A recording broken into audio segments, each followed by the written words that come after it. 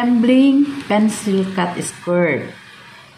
So first step is the zigzagging all the raw material or all the raw parts of the skirt, like the sides, hemming, also the back slits and zipper.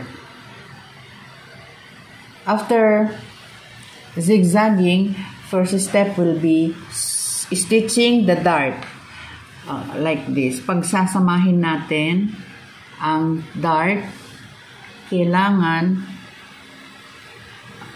parehas sila right on the markings. Okay, so ito,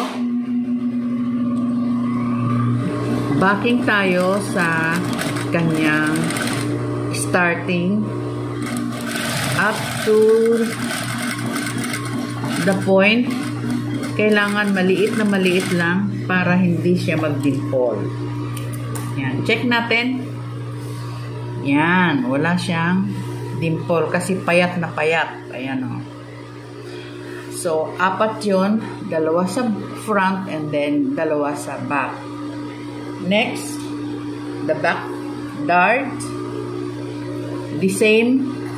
The same way, ganun din. No?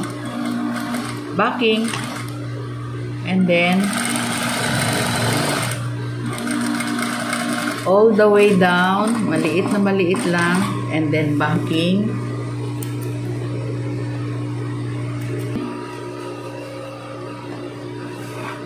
Yun. Wala siyang dimple.